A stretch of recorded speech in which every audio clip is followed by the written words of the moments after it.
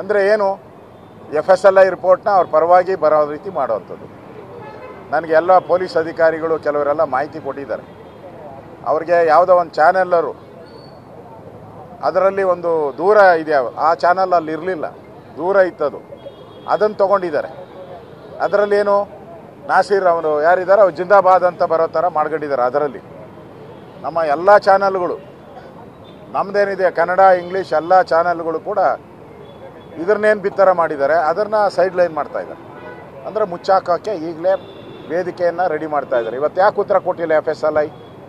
ನೆನ್ನೆನೇ ನಮ್ಮ ಜ್ಞಾನೇಂದ್ರ ಏನು ಹೇಳಿದರು, ನೆನ್ನೆನೇ ಬಂದ್ಬಿಡುತ್ತೆ FSLI ಅಂತ ಹೇಳಿದ್ರು.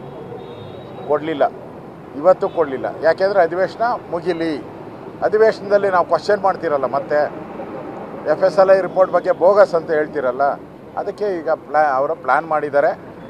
ಇದನ್ನು ಪಾರ್ಲಿಮೆಂಟ್ ಇರೋದಕ್ಕೋಸ್ಕರ ಅಲ್ಪಸಂಖ್ಯಾತರನ್ನು ಓಲೈಸೋಕ್ಕೆ ಈ ಒಂದು ರಿಪೋರ್ಟನ್ನು ಕೂಡ ತಿರುಚುವಂಥ ಕೆಲಸವನ್ನು ಮಾಡ್ತಾರೆ.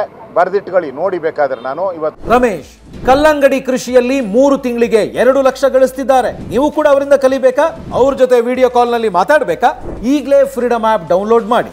ಹೇಳಿದ್ದೀನಿ, ಮೊದಲನೇದಾಗಿ ಹೇಳಿದ್ದೀನಿ, ಬರೆದಿಟ್ಕೊಳ್ಳಿ. ಇವರು ಅದರಲ್ಲೂ ಮೋಸ ಮಾಡ್ತಾರೆ. ಅಂದರೆ ಒಂದು ರೀತಿ ಕಾಂಗ್ರೆಸ್ ದೇಶದ್ರೋಹಿಗಳಿಗೆ ಬೆಂಬಲ ಕೊಡ್ತಾ ಇರೋವಂಥದ್ದು ಎಲ್ಲ ಮಾಧ್ಯಮದಲ್ಲೂ ಬಿತ್ತರಾಗಿದೆ, ಎಲ್ಲ ಪ್ರಿಂಟ್ ಮೀಡಿಯಾದಲ್ಲೂ ಬಿತ್ತರಾಗಿದೆ, ಜನನೂ ಕೂಡ ಮಾತಾಡ್ತಾ ಇದ್ದಾರೆ.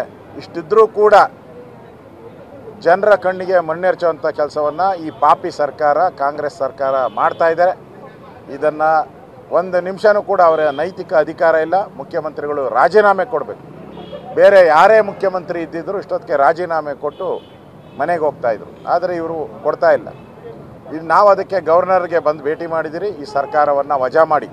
ಹಿಂಗೆ ಬಿಟ್ಟರೆ ವಿಧಾನಸೌಧ ಸ್ಲೀಪರ್ ಸೆಲ್ಗಳು, ಭಯೋತ್ಪಾದಕರ ತಾಣ ಆಗೋಗ್ತದೆ ವಿಧಾನಸೌಧ. ಹೇಳೋರು ಕೇಳೋರು ಯಾರೂ ಇಲ್ಲ.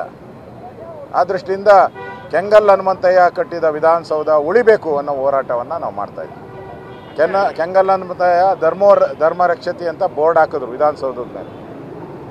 ಸರ್ಕಾರದ ಕೆಲಸ ದೇವ್ರ ಕೆಲಸ ಅಂತ ಹಾಕಿದ್ರು.